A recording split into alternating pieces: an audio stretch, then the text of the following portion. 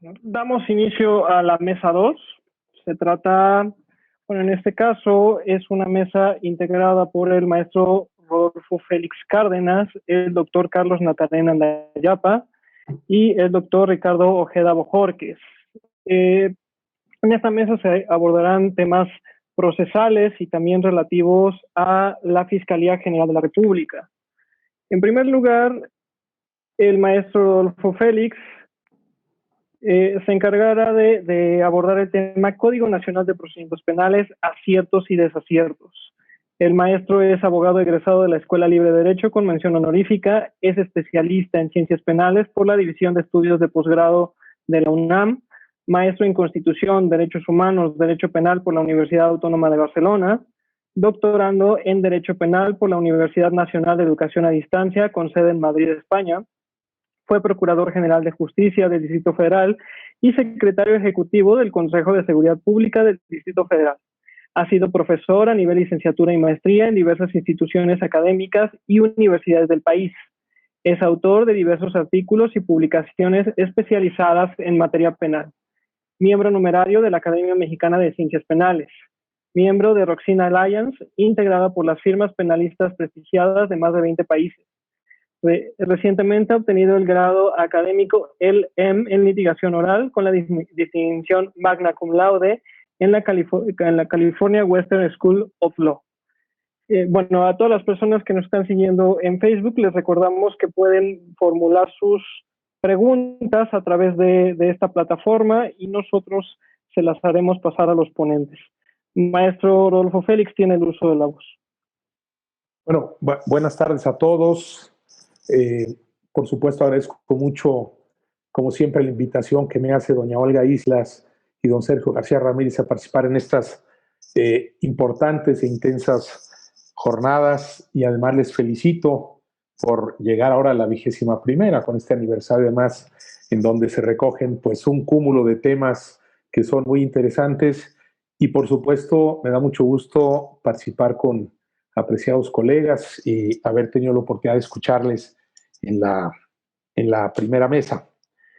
Bueno, a mí se me ha pedido que hable sobre aciertos y desaciertos del Código Nacional de Procedimientos Penales. Yo no voy a hablar de aciertos y desaciertos, más bien yo voy a hablar de áreas de oportunidad y haré algunas críticas de otros aspectos colaterales.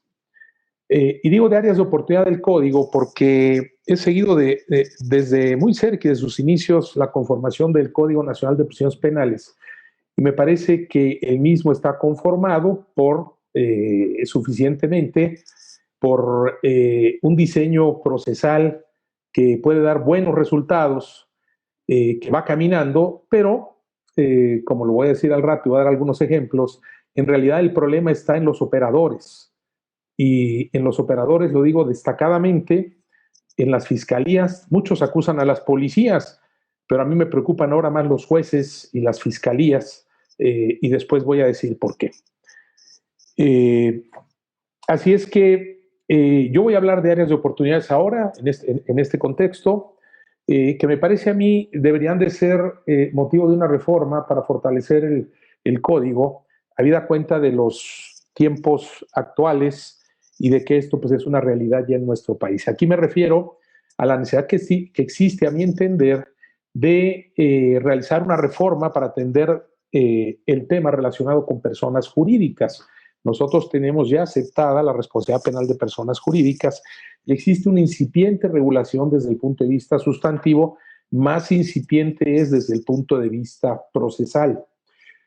Tan incipiente lo es desde el punto de vista procesal que la mejor defensa cuando se acusa a una persona jurídica en este país es que la defensa jurídica no acuda a hacerse defensa, y no existe posibilidad alguna de lograr que la persona jurídica se presente para enfrentar la acusación, y por tanto, a como está el código actual, pues no existe la posibilidad de llevarla a un juicio.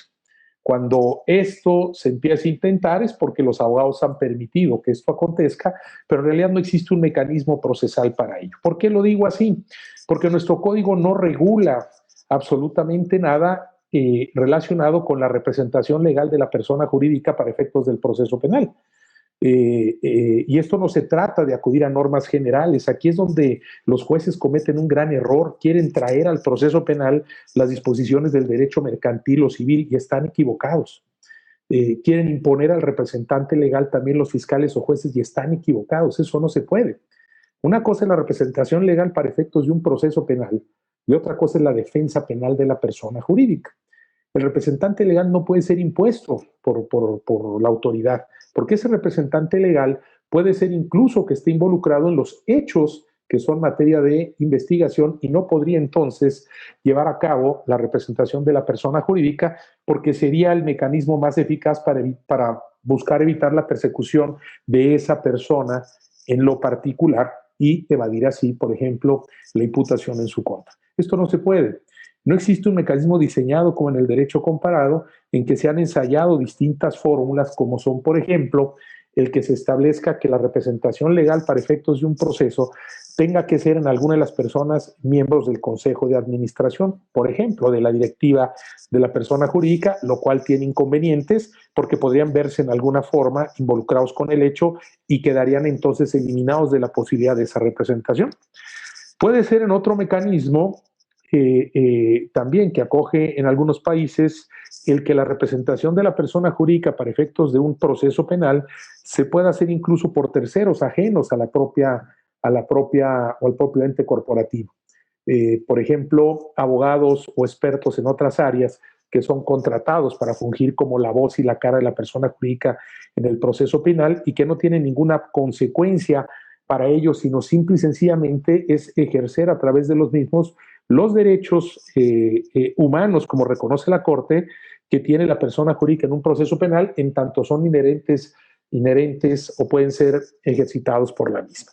Entonces, no hay solución en el derecho mexicano, como lo hay, por ejemplo, en España, como existe en Chile, y esto conlleva justamente a que lo que debe preverse para que la persona jurídica pueda realmente ser obligada a comparecer un proceso o en su caso de sustraerse al proceso, el proceso pueda continuar, es precisamente la regulación de normas que tienen que ver con el proceso penal en ausencia de la persona jurídica. México no tiene ninguna regulación y entonces aquí sí que tenemos una área de oportunidad que me parece a mí bastante importante para regular ello. No es lo único que me parece a mí tiene que ponerse especial atención, sino también lo que tiene que ver con la regulación, dado que nosotros contemplamos en la ley penal mexicana la referencia a los programas de cumplimiento, pues tiene que verse esto desde el punto de vista procesal para tener en consideración qué vamos a hacer con lo que tiene que ver con las delaciones anónimas, porque justamente en los contenidos de los programas de cumplimiento, justamente ahí se establece una protección para aquellas personas cuando se establecen los canales de denuncia, que se proteja a la persona que establece la denuncia, porque si no eso desincentiva esta posibilidad. Entonces, hay otro aspecto en el cual hay que entrar a trabajar que tiene que ver con las delaciones anónimas que surgen al interior de la persona jurídica o depende del mecanismo que se tome desde el exterior versus el derecho a conocer a la persona que me está a mí imputando la comisión del hecho delictivo. Lo mismo tiene que retomarse y ahora con una fuerza muy interesante por lo que toca con el secreto profesional y el secreto corporativo, en lo cual se ha debatido mucho en el derecho comparado, hasta el ámbito de hacer una restricción atendiendo justamente esta idea del derecho corporativo, en el derecho corporativo y el secreto corporativo para determinar a quién puede alcanzar y en qué condiciones el ejercicio de ese derecho para no comprometer los derechos de la persona jurídica cuando se es alguien que tiene información trascendental importante que puede incriminar a la misma a pesar de que él tenga o posea esa representación y entonces a través del mismo se quiera extraer esa información para incriminar a la persona jurídica. En fin, son varios temas desde el ámbito del derecho procesal en donde me parece a mí que la norma mexicana, el Código Nacional de Procedimientos Penales, debe establecer una atención muy especial y creo que ahí hay un área de oportunidad verdaderamente interesante. Existen otros aspectos que yo creo pueden servir para corregir o al menos darle mayor, no tanto fluidez, sino congruencia, digamos, al conjunto normativo del Código Nacional de Procedimientos Penales, y que también obedece, por ejemplo, al hecho que se ha demostrado lo que en la realidad fáctica, en la aplicación de la ley, genera problemas que no deberían de generarse y que por tanto me parece que ello debería desaparecer. Aquí me refiero a la figura de la autovinculación a proceso, que no es sino simplemente una resolución que se dicta dentro de la etapa de investigación para controlar el buen camino o la buena marcha de la investigación, y que no tiene por efectos nada que se compare, por ejemplo, con el viejo sistema en el auto de formal prisión. Si desaparecemos el auto de vinculación a proceso, me parece a mí que daríamos posibilidad a que muchos problemas que se vienen presentando con su existencia, con estándar de prueba, con temas de suspensión de amparo, presentaciones, etcétera, podrían salvarse, y por tanto podríamos nosotros, como en otros países, somos el único país que lo tiene, llevar simplemente fuera de ese control a que esto se desarrollara con una audiencia importante de control de medidas cautelares, y que esto ya no fuera o no ocasionara el estorbo que me parece a mí acontece en la aplicación de las normas procesales para efecto de la fluidez del proceso. Creo que eso es algo que debería desaparecer. Hay una idea muy generalizada que esto tiene que ser de esa manera, pero a mí me parece que en términos pragmáticos y viendo la eficacia que tiene, que no me parece que sea mucha, debiera entonces eliminarse. Hay temas muy concretos que han causado problemas en la aplicación, y esto tiene que ver con la inexistencia de recurso en contra de decisiones de jueces de control de la audiencia intermedia que maladmiten medios de prueba, sobre todo tratándose de prueba ilícita. La falta de recurso que ha generado un debate importante sobre si ello puede ventilarse a través de vía del juicio amparo indirecto con tesis contradictorias. No tenemos nada dicho en definitiva, sí que genera un problema, y me parece que el recurso debiera, por ejemplo, ahí preverse, como en otros los aspectos que me parece que también es importante y que surge de una aplicación también ya muy determinada en la vida profesional, es que debe de incluirse una norma que de una vez resuelva que cuando una persona llama a declarar a un testigo o un perito, y ese pertenece por definición a los intereses a lo menos de la teoría del caso del adversario, nunca se tenga que llamar a esa persona para interrogarlo en vía directa, sino en vía de contraexamen. Esa es una regla del derecho anglosajón que no tiene que ver nada con el testigo hostil, y que resuelve todos estos problemas que ahora surgen cuando se quiere llamar por la defensa a un policía que hizo la investigación o algo de la fiscalía, y se le tiene que conminar a que haga interrogatorios abiertos cuando debería controlarse en forma distinta para seguir las reglas del sistema. A mí no me parece en general que las reglas del Código Nacional estén mal. Hay otra que nos falta, que digo que puede ayudar mucho. Hay solución a medias, diría yo, en el código, pero hay otra, que es cuando hay necesidad de hacer un canje de peritos. No tenemos una regla, a menos que el perito se muera, al menos que tenga trastorno mental transitorio permanente o cuestiones de este tipo. Tenemos ahí un aspecto que creo que se podría regular y facilitar situaciones que son extremas, que se llegan a presentar, pero que la ley no da ninguna solución.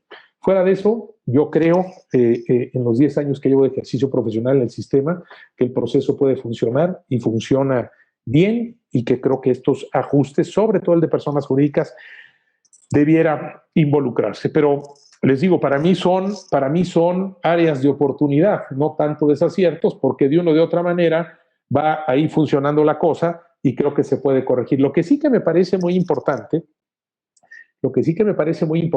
porque tiene relación con lo que estamos aquí platicando, y porque esto lo ha recogido don Sergio García Ramírez, y también se ha dicho anteriormente, es el tema de delincuencia organizada.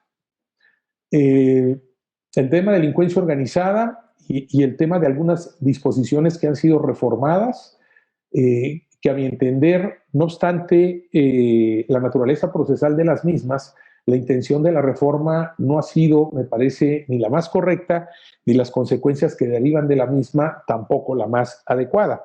Y esto sí que me parece que afecta más en la operación y en dar legitimidad al modelo procesal, porque esto lo estamos reflejando día con día y tiene que ver con los criterios de oportunidad, ¿no?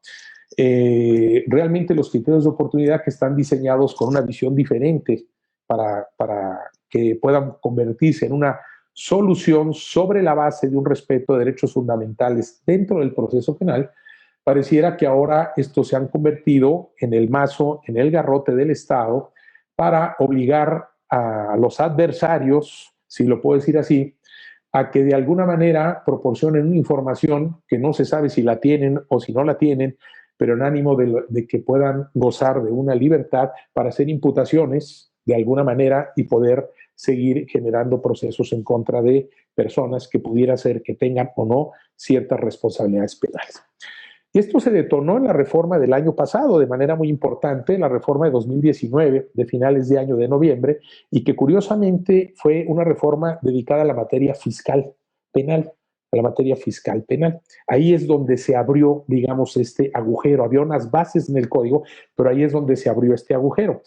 Y en esa reforma, que agrega una referencia en cuanto a los criterios de oportunidad, que es la siguiente, cuando se dice que para el caso de delitos fiscales y financieros, que la exposición es sumamente amplia con delitos financieros, previa autorización de la Secretaría de Hacienda a través de la Procuraduría Fiscal de la Federación, únicamente podrá ser aplicado el supuesto de la fracción 5, es decir, cuando la persona que va a ser beneficiaria, vamos a decirlo, del criterio de oportunidad, pues da información que le resulta relevante a la Procuraduría para hacer persecución de otro o de otros por delitos más graves, ¿no? Y se compromete a acudir al juicio a declarar, pues esto es algo que ahora estamos viendo que en la realidad se está acudiendo de una manera, me parece a mí, desmedida. Y además la norma está mal hecha, porque la norma dice que cuando esto acontece en delitos fiscales y financieros, previa autorización de Hacienda a través de la Procuraduría Fiscal, dice únicamente puede estar aplicado el supuesto de la fracción 5 a estos que van a dar esa información, cuando aportan información fidedigna que coadyuva a la investigación y persecución del beneficiario final del delito. ¿Quién es el beneficiario final del delito? Aquí lo que se está buscando es perseguir a otros personajes, pero dice, tomando en consideración que será este último, es decir, que será el beneficiario final del delito quien estará obligado a reparar el daño. Ese no es una finalidad como tal de los criterios de oportunidad. Aquí lo que se está diciendo, si tú le echas o me das información para ir en contra de otro, así tú te has llevado 3,000 millones de pesos de este país, el que los va a pagar es el otro.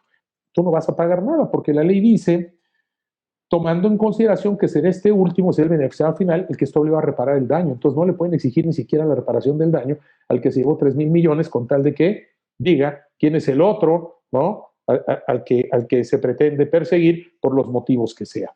Entonces la misma norma es culpa, no solo a esta persona por ayudar, sino le es culpa de reparar el daño. Entonces me parece que la norma en este sentido, así se haya querido ver con un incentivo muy interesante para quienes les son propuestos estos tipos de arreglo, pues la norma en este caso es una verdadera aberración.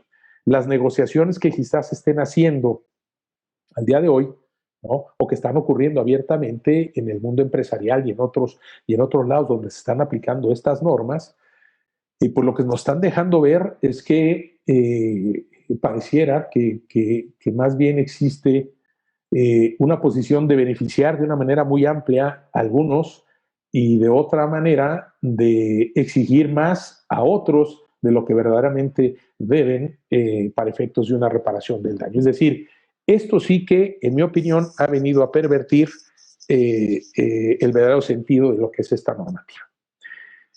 Otra cosa muy rápida que sea don Sergio García Ramírez refirió y que a mí es un tema que me interesa mucho, sobre todo con esa reforma, es el tema de delincuencia organizada.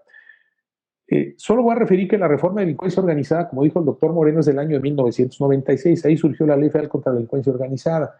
Y en el 2008 existió la reforma constitucional que ingresó la referencia a la delincuencia organizada en su entonces octavo párrafo, hoy noveno párrafo. En aquel entonces, me acuerdo, discutíamos mucho, doña Olga, decíamos si era una definición, si era un tipo penal, aquello se discutió mucho, hizo el famoso libro azul del Poder Judicial, que dijo que era una definición, etcétera, y eso se quedó ahí como si no importara esa referencia en el texto de la Constitución.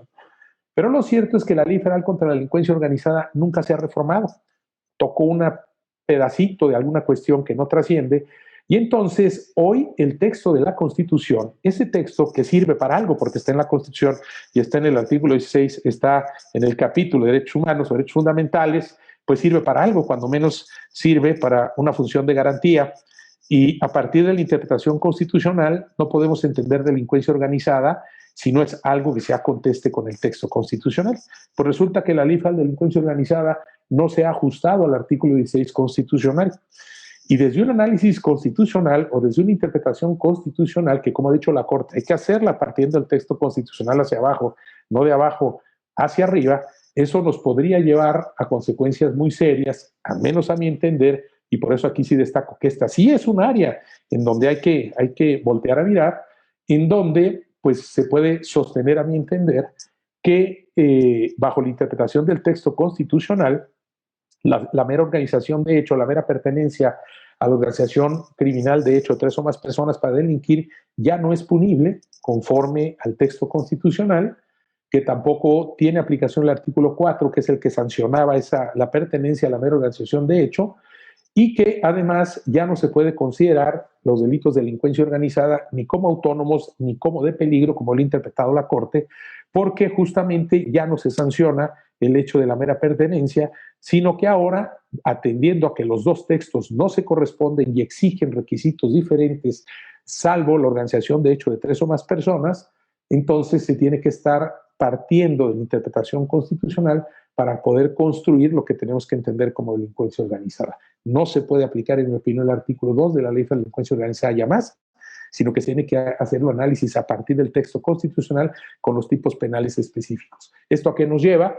A que esto no se ha planteado en el Poder Judicial, no se ha discutido, y por tanto, ahí sí que me parece que es un tema importante que hay que considerar.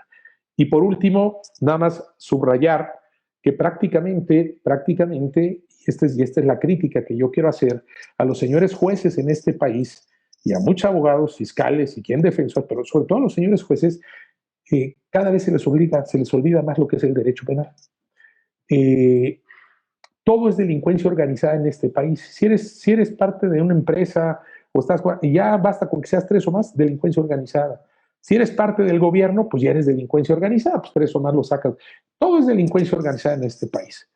Y entonces a todo mundo le imputan delincuencia organizada, ¿sí? Ya no existe la aplicación del capítulo de delitos cometidos por servidores públicos, eso ni pensarlo, porque hay que echar delincuencia organizada, porque todo es enriquecimiento ilícito o es lavado de dinero. ¿Por qué se hace esto? Porque son delitos que ameritan prisión preventiva de oficio. No son los que se cometen, sino los que por política pública son los que hay que imputar. Entonces, se ha perdido ese nivel fino del manejo del derecho penal y nuestros jueces a todo le llaman delincuencia organizada. Yo creo que hay que regresar al estudio del derecho penal. Muchas gracias. Muchas gracias, maestro. Bueno, me gustaría destacar este término que usted utiliza acerca de áreas de oportunidad y no necesariamente desaciertos del Código Nacional. Sobre todo tomando en consideración, bueno, los intentos recientes, iniciativas incluso presentadas para reformar el sistema acusatorio, ¿no? A pesar de que ni siquiera se ha dado, digamos, el tiempo necesario para poder consolidar este nuevo sistema de justicia, y que en realidad todos estos esfuerzos legislativos podrían poner en peligro algunos avances que ha costado alcanzar. A continuación, bueno, sobre el tema del Ministerio Público y Fiscalía General de la República, nos hablará el doctor Carlos Natarén Andayapa. El doctor es profesor investigador en el Instituto de Investigaciones Jurídicas de la Universidad Autónoma de Chiapas, mismo que fundó y dirigió. Desde diciembre de 2018 fue designado por la H Junta de Gobierno como rector de la misma universidad. Es egresado con mención honorífica de la Facultad de Derecho de la Universidad Autónoma de Chiapas. Es especialista por el Centro de Estudios Políticos y Constitucionales de España y obtuvo el grado de doctor en Derecho Procesal cum laude en la Universidad Complutense de Madrid. Sus líneas de investigación y docencia se han desarrollado en los ámbitos de la protección de los derechos fundamentales y del derecho procesal. En la última década, buena parte de sus estudios se han centrado en el ámbito de la reforma al sistema de justicia en México. Autor de diversos libros y artículos publicados en revistas especializadas mexicanas y extranjeras.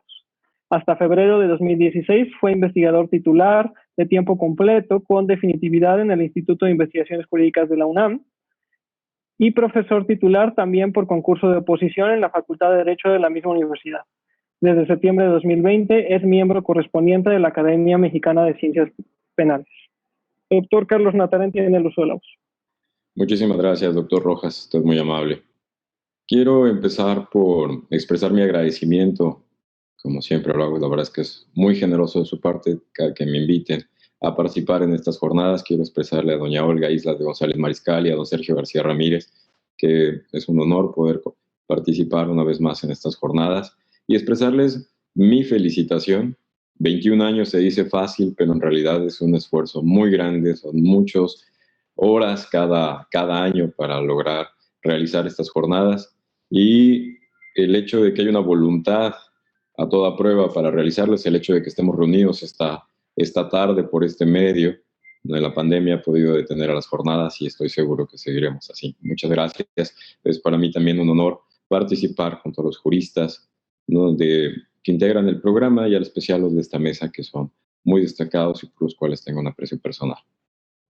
De igual forma, quiero aprovechar muy brevemente para expresar mi agradecimiento a los miembros de la Academia Mexicana de Ciencias Penales. Es un honor para mí poder incorporarme como miembro correspondiente. La verdad es que muchísimas gracias. A mí, don Sergio y doña Olga Islas me hicieron favor de proponer el tema de Ministerio Público y Fiscalía General de la República. Me parece que es un gran tema y creo que debe verse el tema desde la perspectiva de uno de la manera en que lo abordaba el maestro Fixamudio cuando hablaba de la función constitucional del Ministerio Público. Quizás para poder ver la situación desde la perspectiva esta, permítanme, hace rato el director del instituto mencionaba una columna del Universal de don Sergio García Ramírez. La verdad es que cuando me proponen el tema, coincide además con leer en el mismo periódico una columna de Alejandro Jope que podría permitir quizás centrar un poco en el tema de la función constitucional del MP.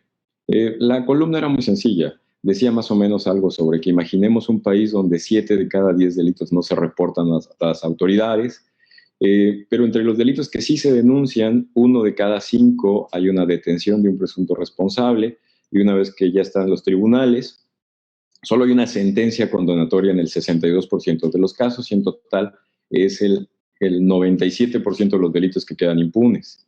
Decía Alejandro Jope ahí en la columna que eso parecía un infierno, un espacio sin ley, un espacio donde los delincuentes pueden hacer y deshacer a discreción, donde la ciudadanía vive presa del miedo. Pero resulta que la descripción es la descripción del sistema de Canadá. Ese es el funcionamiento del sistema canadiense. Y la columna en realidad iba enfocado a plantear que el objetivo del Ministerio Público, que la función del Ministerio Público va centrado, debe centrarse en establecer una política de persecución penal que establezca prioridades y concentre recursos en sancionar los delitos que generan más preocupación en la sociedad. En este sentido, hablaba justamente de la idea de la relación entre la seguridad pública y la percepción ciudadana de seguridad y el funcionamiento del sistema de justicia penal. Y es precisamente por eso que decía que el tema me parece muy, muy importante, y la verdad es que el planteamiento es muy sugerente.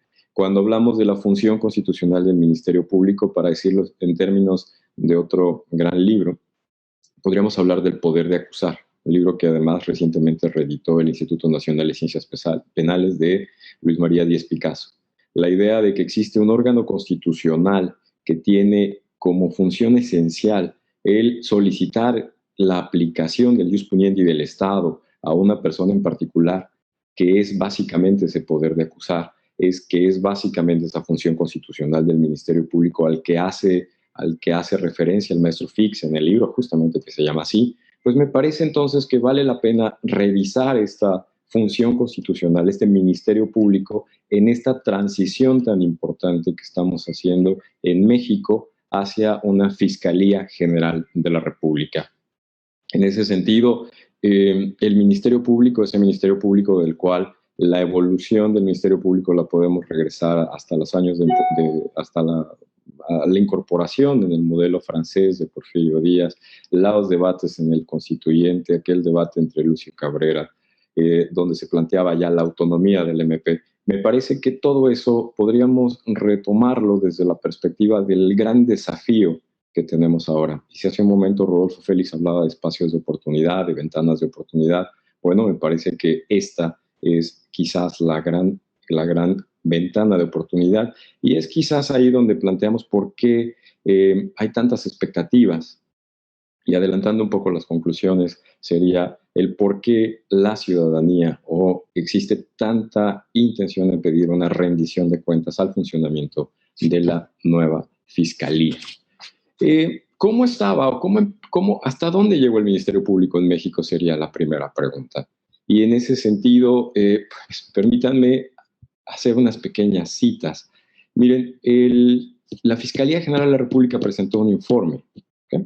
El informe tiene unas cuestiones muy interesantes. El fiscal Gersmanero presentó, pues, para empezar, un diagnóstico. Y permítanme citar brevemente algunos aspectos de este diagnóstico que viene en este informe de cómo encuentra entonces, hasta dónde llega y cuáles son las deficiencias de la Procuraduría General de la República en ese ejercicio de la función constitucional.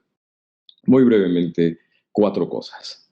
Primera, dice, y me estoy hablando de la página 6 de este informe, que se encuentra muy fácilmente en Internet, dice: no se encontró control ni centralización de las denuncias o querellas presentadas, ni había un sistema de oficialías de partes en la Ciudad de México y en toda la República para administrar estas tareas, por lo cual cada unidad de la PGR podía recibir los casos que quería o le convenía sin ningún orden ni verificación, detectándose además una grave escasez de la calidad y resultados en las áreas de atención al público.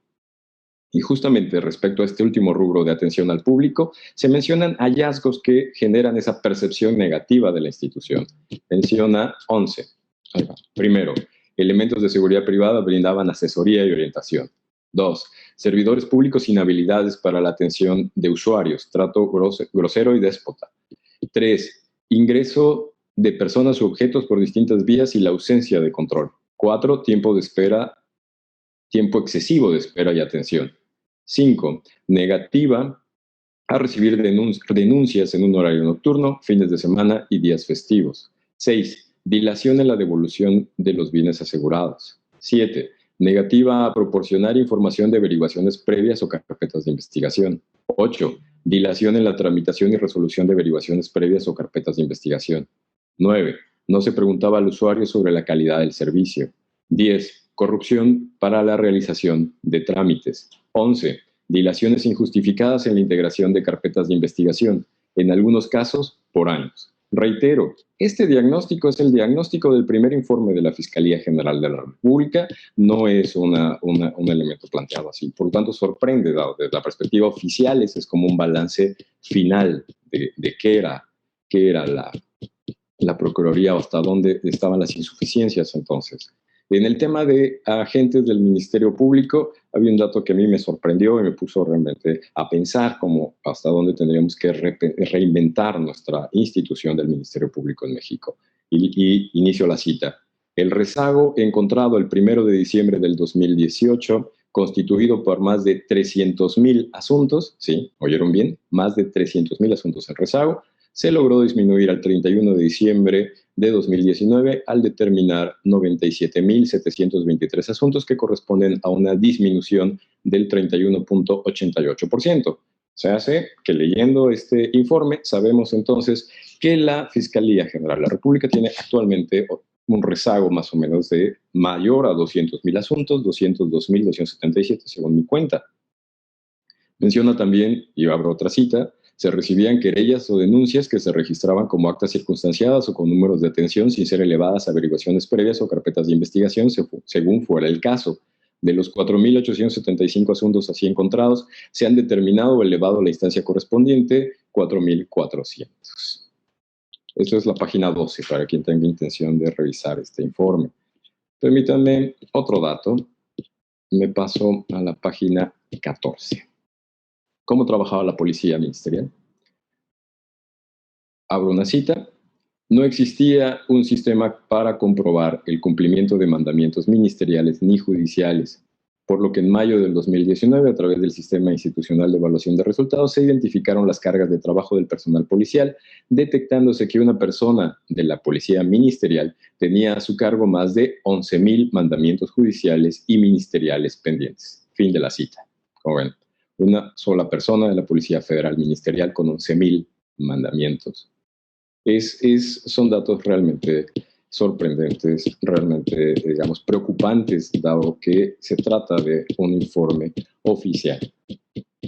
Finalmente, un dato para cerrar esta perspectiva de dónde venimos o hacia dónde tenemos que construir una nueva fiscalía. Dice, y abro la cita, dice el informe, en los últimos 5 años la evolución del presupuesto aprobado a la Procuraduría General de la República, ahora Fiscalía de la República, General de la República, muestra una disminución importante año con año y un déficit creciente entre el presupuesto ejercido al cierre del año y el presupuesto aprobado para el año siguiente.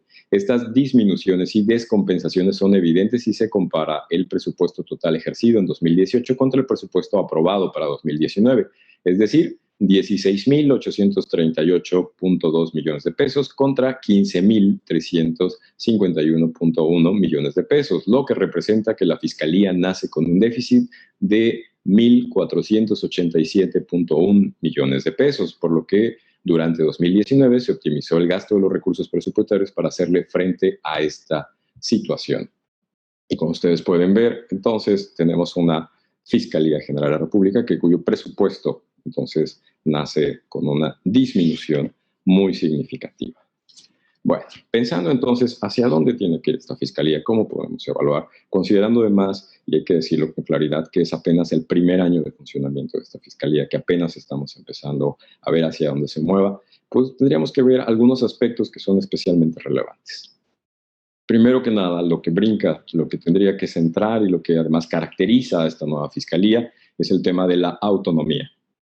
Esta autonomía, yo coincido con todos los diagnósticos y los avances que la podemos distribuir, la podemos analizar desde 3 perspectivas: política, operativa y presupuestal.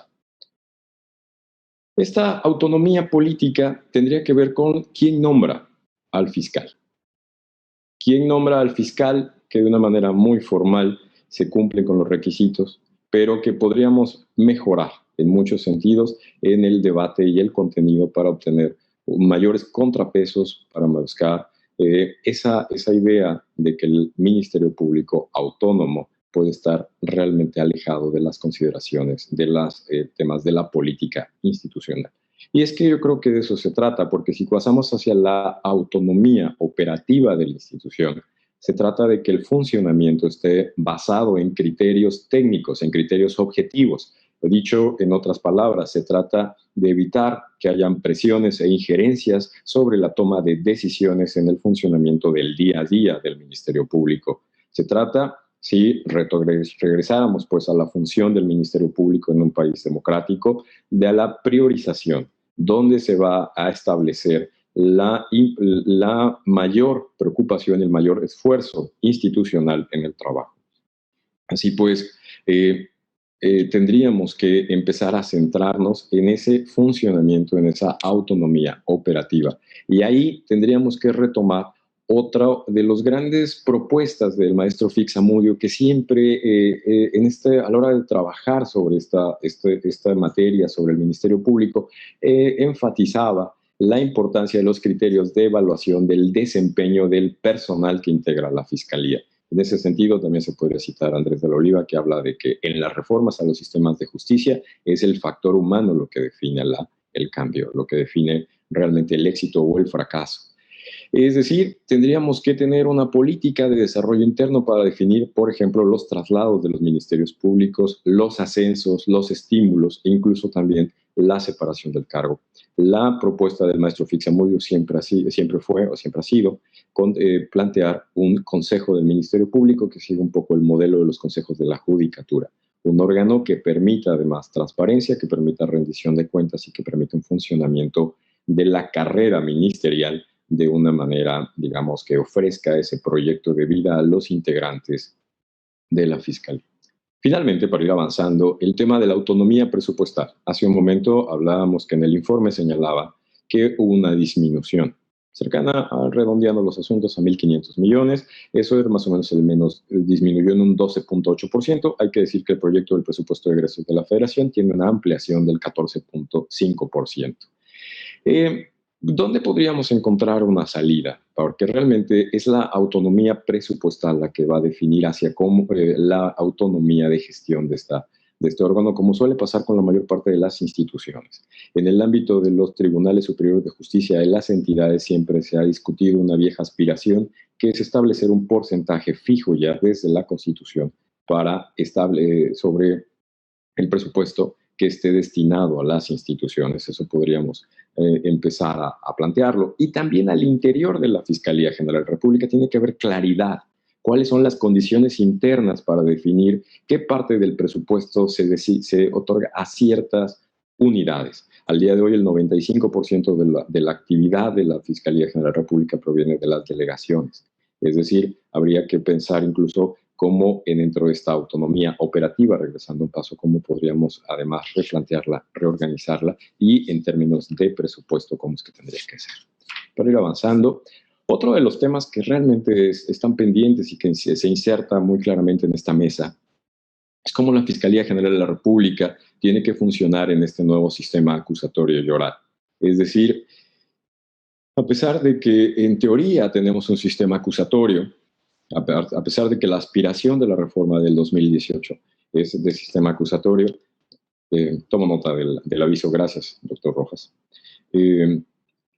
realmente persisten figuras contrarias a los principios y a la lógica del modelo. ¿Cómo podemos tener esta ampliación del catálogo de delitos con prisión preventiva oficiosa? Eso refleja básicamente una frustración y una insuficiencia de la actuación del Ministerio Público en las audiencias orales. Luego, el tema de las salidas alternas y las formas de determinación anticipada del proceso. Los delitos federales son mucho más complicados de tener salidas que los delitos en el foro común, pero no hay reglas claras, hay un margen de discrecionalidad muy amplio, sin garantías de respuestas consistentes y que a final de cuentas impugnan el acceso a la justicia. Voy tratando de avanzar. Otro de los grandes desafíos es justamente esa articulación entre seguridad y justicia. Esa tiene que partir de una definición institucional de cuáles son las prioridades, qué delitos se tienen que combatir, los objetivos específicos y las acciones a realizar. Eso requiere una coordinación muy cercana con las instituciones de seguridad pública y ese es el talón de Aquiles de la autonomía política y operativa del Ministerio Público. En realidad, si la definición de la política criminal, si la definición del funcionamiento de la reacción del Estado en materia de seguridad pública es una función y es una atribución del Ejecutivo, es un riesgo muy grande el de desconexión, es un riesgo muy grande la falta de coordinación con estas instancias de una fiscalía autónoma. Requiere un esfuerzo muy mayor en la comunicación. Y eso puede plantearse como las preguntas de cuál es la relación con la Guardia Nacional, cuál es la relación de la Fiscalía, cuál debe ser hacia las policías estatales. En realidad se podría considerar al día de hoy que es reactiva y es muy aislada. Y incluso podríamos plantear cuál es la relación de esta Fiscalía con las fiscalías locales. Los criterios de atracción de los asuntos siempre han sido motivo de discusión entre las fiscalías estatales y la Fiscalía Federal y además los lineamientos, no hay lineamientos muy claros para resolver la competencia. Dos cosas más para ir cerrando. Primero, pensando que además estamos a 24 de noviembre, mañana 25 de noviembre tenemos que hablar de perspectiva de género y funcionamiento, además de cómo reacciona justamente cuando hay interseccionalidad en estos temas donde tiene que tener especialmente sensibilidad, no solo para juzgar, sino en la materia de procuración de justicia. Existen áreas dentro de la Fiscalía General de la República y existen esfuerzos dirigidos en ese sentido, pero claramente son insuficientes. En ese podríamos citar, por ejemplo, la evaluación, los comentarios y el diagnóstico de México Evalúa, que dice que estas áreas y estos esfuerzos no han permeado en la operación diaria, ni en las interacciones entre el personal de la propia Fiscalía, ni en la relación con las y los ciudadanos. En materia de derechos humanos, el desafío de protección, y eso yo creo que salta a la vista, de los testigos, de las víctimas, de los denunciantes, o el desafío de pasar de los derechos, de la anunciación de los derechos hacia la aplicación de esta normativa, puede realmente ser muy grande. Para ir cerrando entonces, la Fiscalía General de la República enfrenta una mayor exigencia de rendición de cuentas, hay una mayor participación de la ciudadanía que exige claridad en la gobernanza, en las decisiones que se toman dentro del funcionamiento cotidiano de la Fiscalía General de la República. Existen cuestiones positivas, este plan de persecución penal provisional, que, bueno, es un esquema de priorización de asuntos, implica una atención diferenciada y que ha sido herramienta importante para la descongestión y para abatir el rezago. La cuestión es cómo se cambia este plan de persecución, que deje de ser provisional y que impacte en la eficacia de la persecución. Ahora, y finalmente, desde febrero del 2019 hay una unidad para la transición de la Fiscalía General de la República. Sin embargo, las reglas de cómo se debe reorganizar el Ministerio Público todavía tienen muchas aristas pendientes. La reorganización, por ejemplo, de la nueva, cómo tendría que replantearse la Fiscalía y si se van a seguir manteniendo el funcionamiento a partir de delegaciones estatales, es una de las grandes preguntas que todavía tendría que plantearse. ¿Cómo puedes hacer que las unidades centrales tengan mayor incidencia hacia lo largo y ancho del país? Esa es una de las grandes preguntas que todavía están pendientes.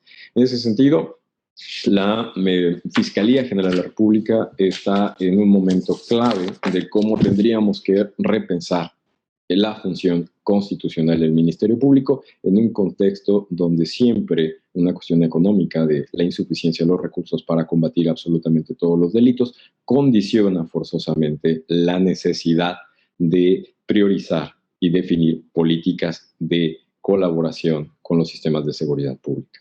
Pues yo hasta aquí la dejaría. Muchísimas gracias y reitero entonces que estoy a sus órdenes para efectos de preguntas y respuestas. Muchas gracias. Muchísimas gracias, doctor Natanael. Bueno, reiterarles a quienes nos están viendo por Facebook que pueden hacer sus preguntas a través de esta plataforma y nosotros en su momento se las transmitiremos a los ponentes para que en este momento las puedan resolver. Bueno, un tema de gran relevancia y bueno, en buena medida, al menos desde el punto de vista de colectivos de la sociedad civil, como Fiscalía que Sirva o el colectivo contra la impunidemia, pues digamos uno de los obstáculos precisamente para la consolidación de la Fiscalía como un organismo constitucional autónomo ha sido la reticencia del fiscal para aplicar su propia ley.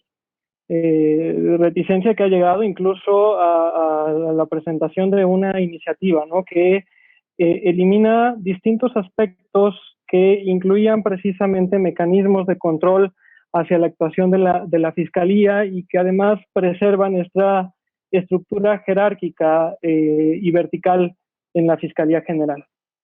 A continuación, corresponde el turno al magistrado Ricardo Ojeda Bojorquez. El magistrado nos va a hablar del procedimiento penal acusatorio oral a 12 años de su implementación en México.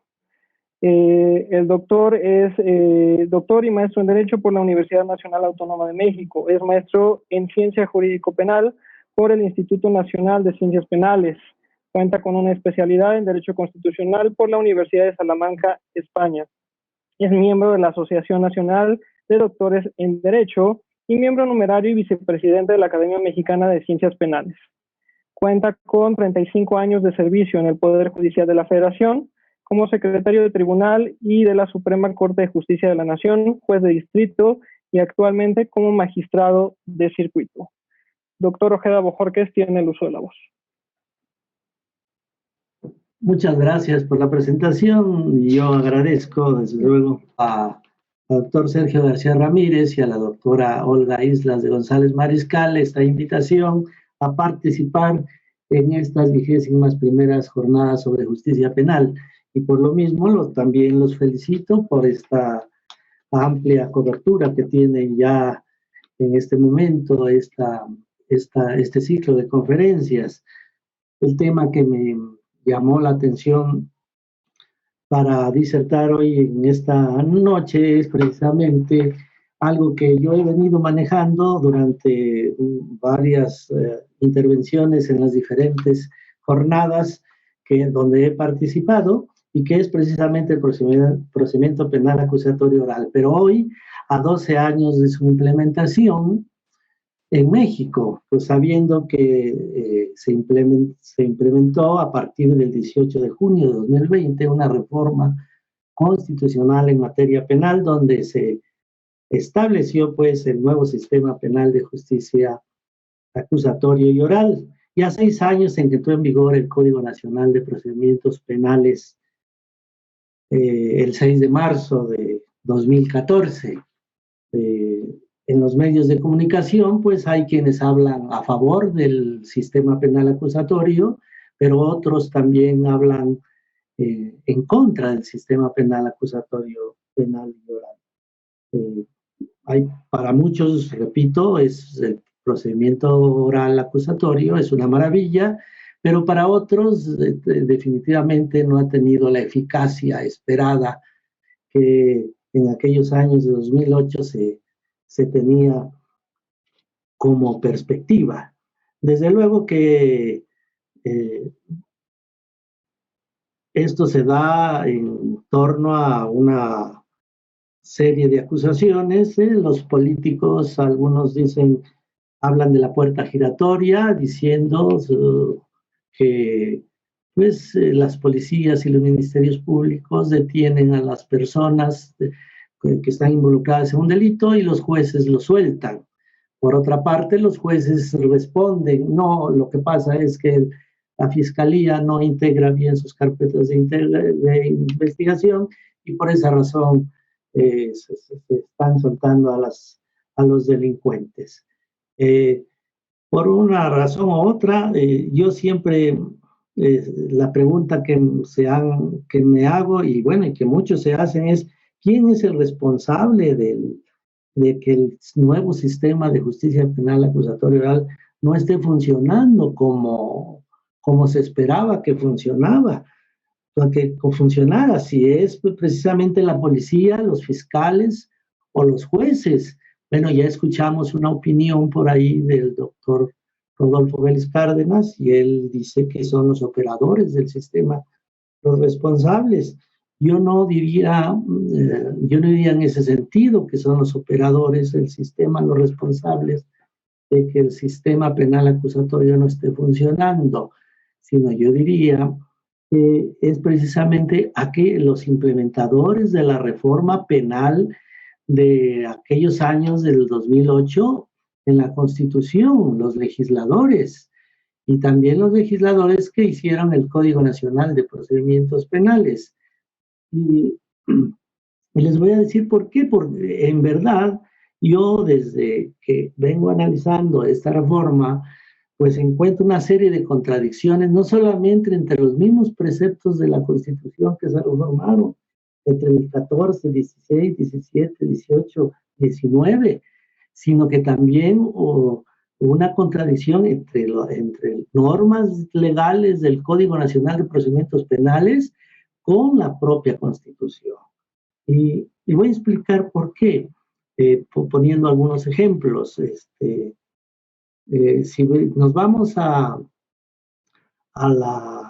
artículo 16 de la Constitución Federal, que establece la protección de la libertad personal, pues vemos que nuestro artículo 16 quedó tal cual como estaba antes de la reforma del 2008 en algunos aspectos.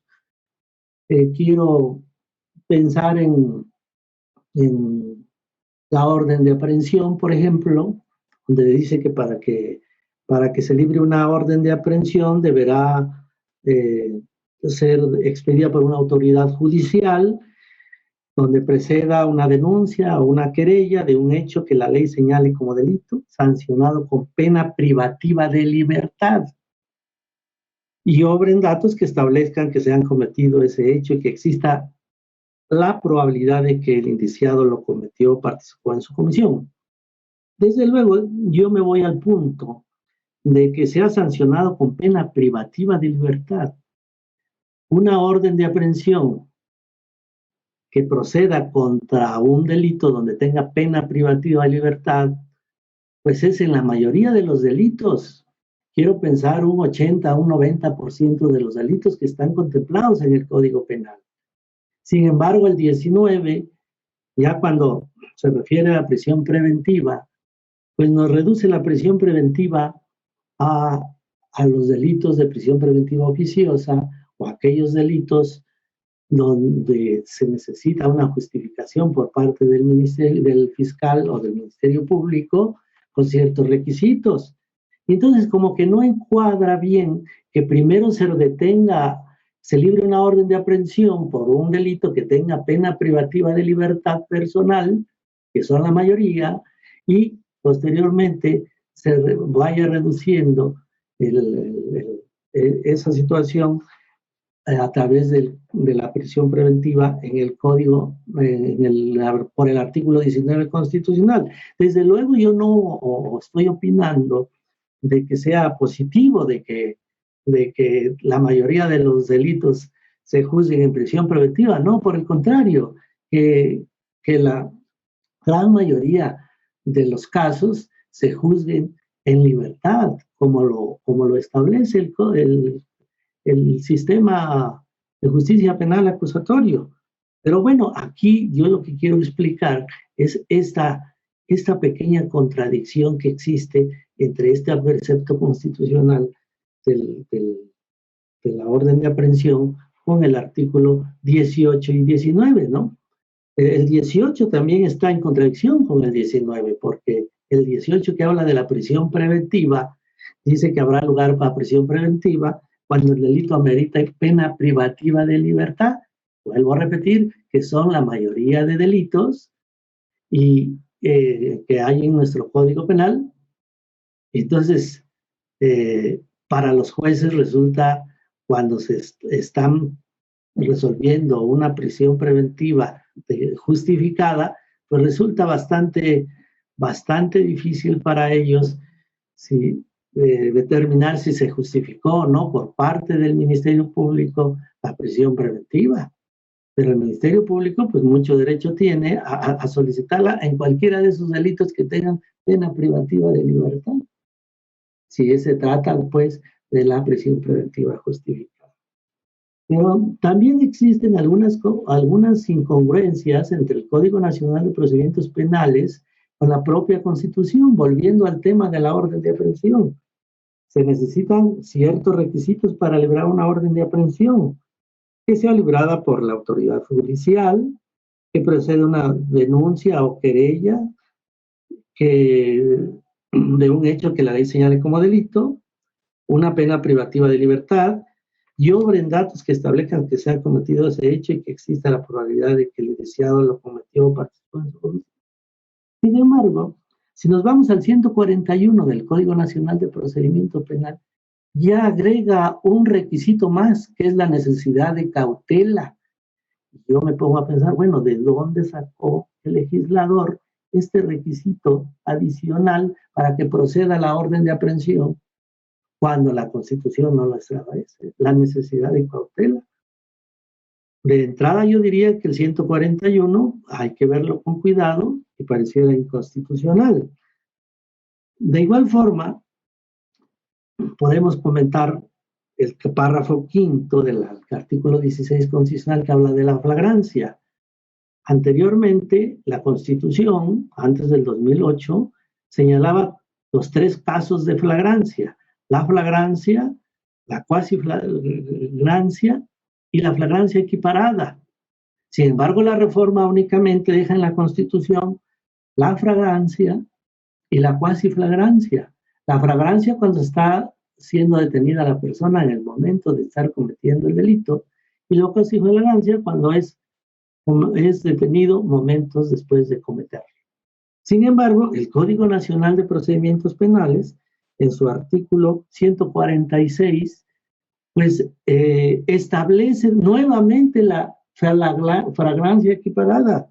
Esto es cuando la víctima, el coacusado o un testigo señala a la persona que cometió el delito o le encuentra los objetos del delito en su posesión. Sí, de entrada yo diría, ese artículo 146 está en contraposición con la Constitución. Y de entrada, pues pensaría yo que es inconstitucional esa parte del artículo 146 del Código Nacional de Procedimientos Penales.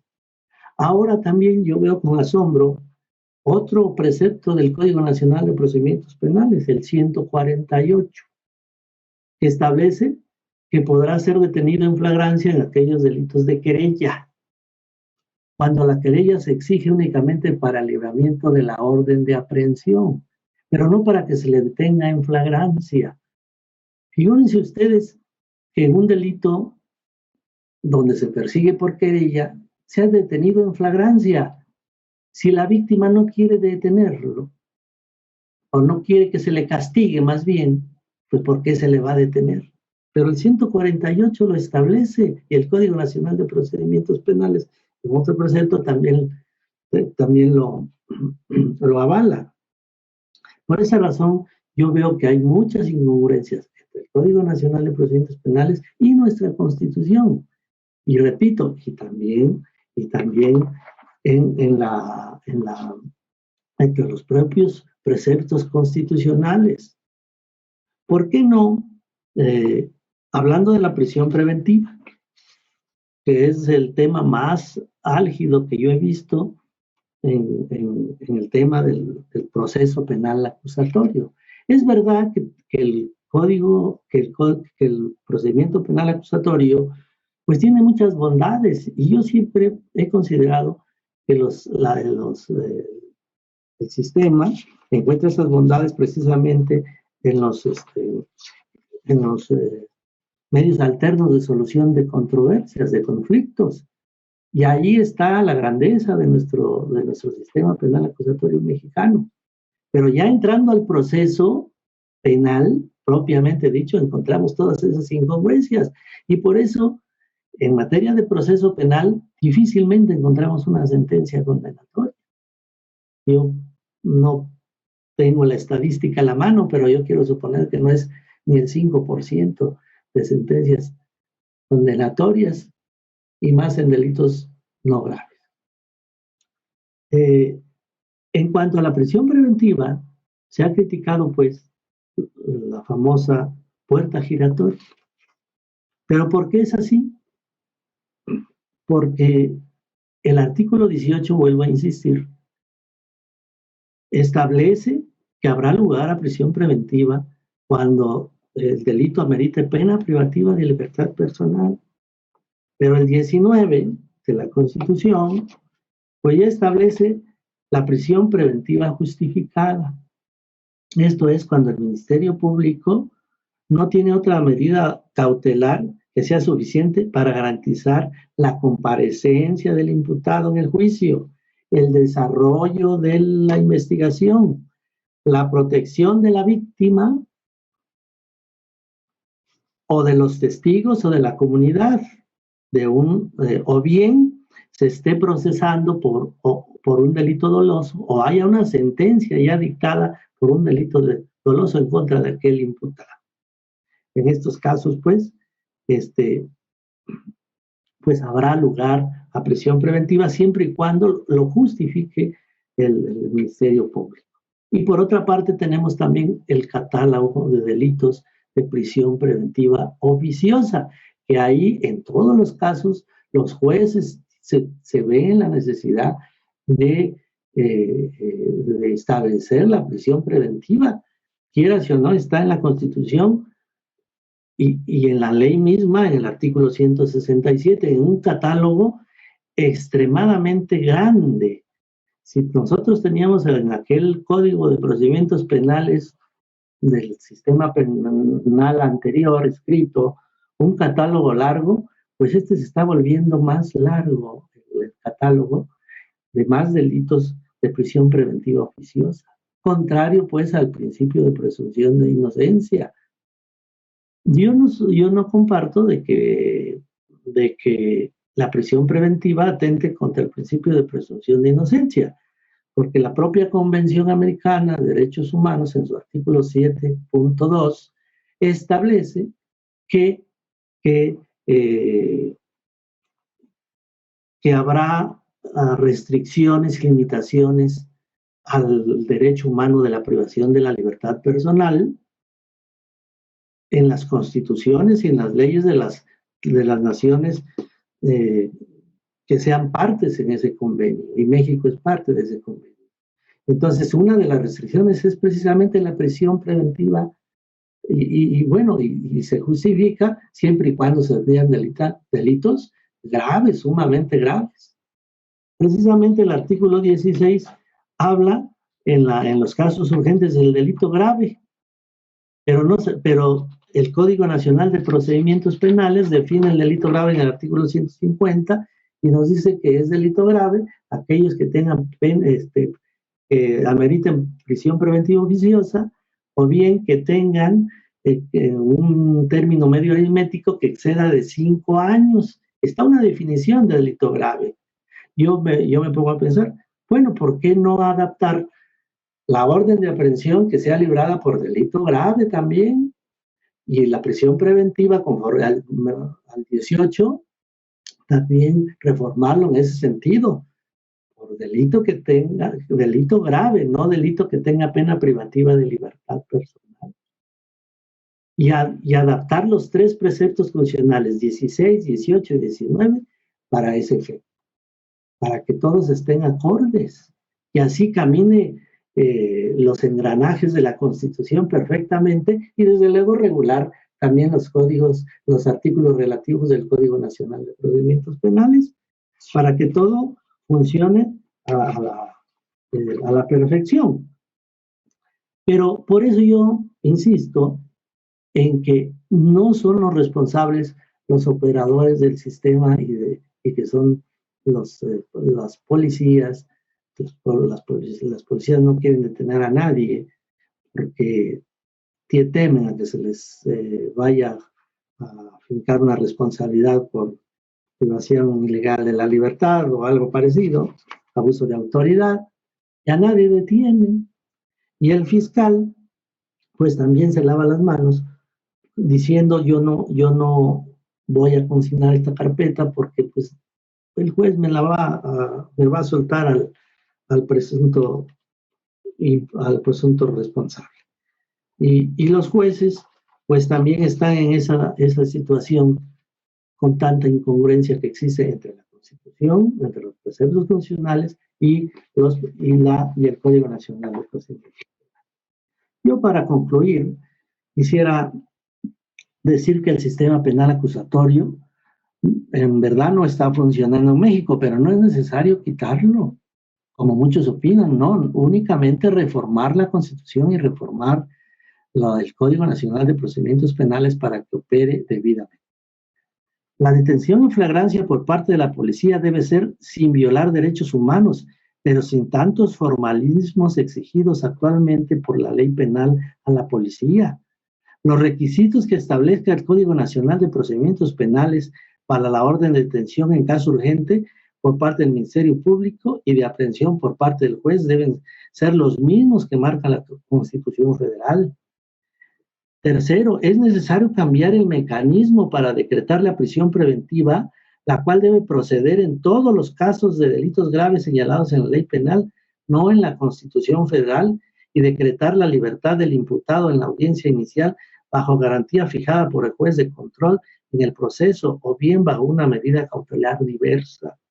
5. La prisión preventiva no atenta contra el principio de presunción de inocencia ni el derecho humano a la libertad personal, pues el artículo 7.2 de la Convención Americana sobre Derechos Humanos permite las restricciones y limitaciones en las constituciones y leyes de los estados parte.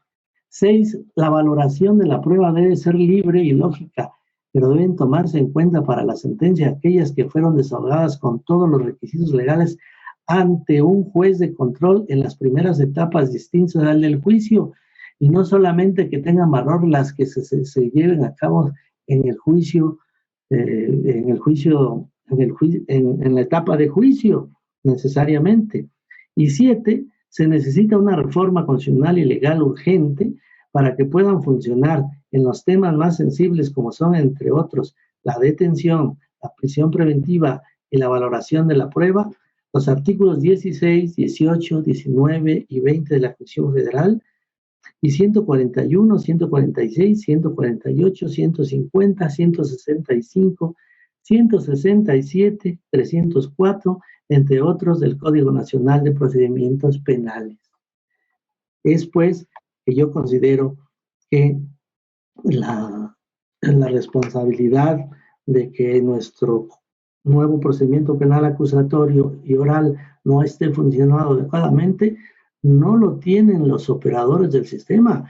Es el legislador que estableció la reforma constitucional de 2008 y el Código Nacional de Procedimientos Penales en marzo de 2014, quienes son los directamente responsables de que nuestro sistema penal acusatorio no esté funcionando adecuadamente. Muchas gracias. Les agradezco su atención a todos los que nos están viendo en Facebook y a todos los organizadores de este evento. Muchas gracias. Muchas gracias, doctor Ojeda. A continuación procederemos a formular algunas de las preguntas que han hecho las personas que están viendo a través del Facebook Live. En primer lugar, para el maestro Rodolfo Félix, Elena García Pérez pregunta: ¿por qué los jueces de control atienden a su lógica y no se apegan a lo establecido en el Código Nacional de Procedimientos Penales y mucho menos a los tratados internacionales? Bueno, esa es una pregunta de una apreciación que quizá le ha sucedido algo y es genérica la pregunta. Si un juez va a su lógica y no a lo que tiene que atender, pues es un juez que no está haciendo su trabajo y que no está preparado. Es así de sencillo, ¿no? Entonces el juez tiene reglas muy claras que tiene que observar para poder tomar una decisión y sobre todo, si aquí fuera, por ejemplo, en el ámbito de la valoración de la prueba, vamos a pensar que así lo sea, que pudiéramos llevar un poquito más hacia allá la pregunta, bueno, pues el código le establece cómo debe de hacer ese proceso de valoración de la prueba y sobre todo cómo debe realizar la motivación de hechos. Entonces, si el juez va a su lógica, pues no está cumpliendo con su función o no está entendiendo el código. No está entendiendo. Y yo nada más voy a hacer una rápida respuesta de esto. ¿Por qué los operadores? Cuando uno llega y la fiscalía dice, oiga, señor juez, fíjese, esta persona tiene 10 casas, vive en México, bueno, está en México, en Acapulco, le fue bien, tiene su rancho, su casa en Cuernavaca y todo. Ya con eso, muchos jueces piensan que es un criminal y se puede ir y niegan la libertad. Entonces, sí es un problema de operadores, ¿eh? Esto es real. Que tiene mucha pena, le podemos poner 20 años de cárcel, se puede ir, y con eso los jueces están negando libertad. Y esto lo digo con conocimiento de causa, incluso a personas que padecen COVID-19 o que están convalecientes y que está prohibido por cuestiones establecidas en organismos internacionales, decisiones de la Comisión Nacional de Derechos Humanos, jueces, específicamente jueces federales, magistrado. Sí están y lo tengo documentado. Entonces, sí es un error de falta de preparación en algunos casos. Gracias, maestro. Héctor Aguilar Vázquez le pregunta que si considera que el criterio de oportunidad limita la función ministerial de investigar y si en su opinión puede dar lugar a arbitrariedades bajo testimonios falsos. Bueno, no, en general no. Yo a lo que me he referido es a la manera en que se está haciendo operar la reforma del año pasado, en la que me parece de la manera en que esta reforma se hizo, que tenía que ver con la reforma penal fiscal de noviembre del año pasado, pues se ha tomado esta reforma con una amplitud tal que a partir de este agregado se han empezado a gestionar criterios de oportunidad que me parece que ni siquiera quizá algunos de ellos se correspondan en el contexto, ¿verdad?, del sentido de la norma. Eso es a lo que yo me refería. Yo criticaba la reforma en específico y por eso expresé lo que yo expresé. Esta pregunta está dirigida para el doctor Carlos Natarén y para el magistrado Ojeda Bojorquez, para ambos, que su opinión acerca de la necesidad y conveniencia de implementar la reforma al Poder Judicial de la Federación. Doctor Natarén. Pues sí, me parece importantísima la necesidad de una reforma al Poder Judicial. A mí me parece que me gusta la idea de cambiar, por ejemplo, el sistema de jurisprudencia. El sistema de jurisprudencia mexicano es un sistema que refleja mucho la tradición jurídica, pero que creo que ya ha superado. Esa idea de tesis es una especie, en mi opinión, una paralegislación. Creo que deberíamos empezar a centrarnos más en el debate sobre qué es la ratio decidendi, qué es el noviter dicta. Me parece que es muy importante repensar el Ministerio Público, el Poder Judicial de la Federación, que desde 1994, desde esa reforma del 31 de diciembre, tuvo nuevos esquemas. Que en ese sentido, cerrar un poco más la función constitucional, la función de tribunal constitucional de la Suprema Corte, y precisar las atribuciones de los jueces y los colegiados me parece importantísima. Yo sí estoy completamente de acuerdo, me parece que es importante dar ese paso. Muchas gracias, doctor. Doctor Ojeda.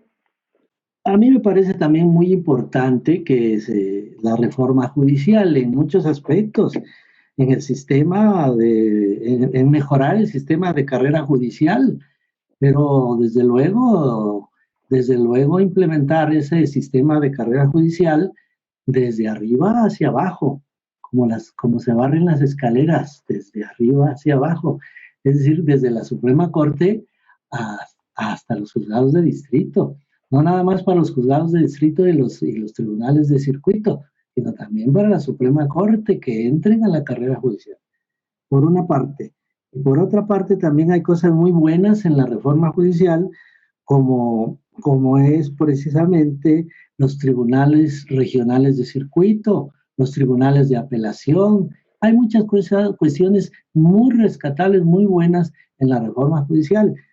Y lamento no coincidir en el tema del sistema de precedentes con el doctor Natarén. Yo creo que el sistema de precedentes pues crearía una inseguridad jurídica terrible. Si el sistema de jurisprudencia, aún como está ahorita, genera por su abundante jurisprudencia una inseguridad jurídica menor, podemos decir, o más bien no hay una seguridad jurídica completa. Ahora el sistema de precedente, yo creo que establecería una inseguridad jurídica terrible, porque todos los jueces del fuero común, del fuero federal, adaptarían el primer precedente.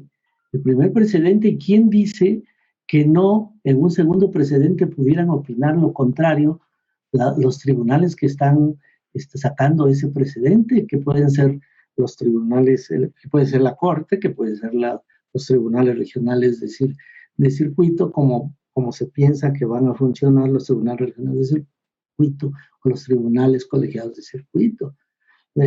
Yo ahí sí creo que es muy peligroso establecer un sistema de precedentes. Doctor Ojeda, le pregunta a Arturo Valle Castro que si en el caso de la detención, en el supuesto de flagrancia por delitos que requieran querella, ¿quién es el encargado o el responsable de reparar la retención que sufra el detenido por un máximo de 12 horas? Sí, pues tendría que ser el Estado. Por eso yo opino de que el Código Nacional de Procedimientos Penales debe eliminar ese precepto de que orden de aprehensión en casos de querella. Eso se me hace inadmisible. Ok. Le pregunta Porfirio Allende si dice, en el sistema penal acusatorio es difícil encontrar una sentencia condenatoria. ¿Cómo se podría arreglar esto en nuestro sistema judicial? Pues yo ya explicaba que en toda mi plática traté de pues de darme a entender en el sentido de que se necesita una reforma integral de los preceptos de la Constitución en materia penal y del Código Nacional de Procedimientos Penales para que tengamos un procedimiento penal pues que cumpla con su objetivo, que es precisamente juzgar, decretar la libertad del inocente y respetar también los derechos de las víctimas. Entonces, yo creo que en mi plática, pues encerré toda esta respuesta que me están solicitando ahorita en esta pregunta. Okay. Bueno, pues muchísimas gracias a nuestros tres ponentes. Muchísimas gracias también a quienes nos están siguiendo por Facebook.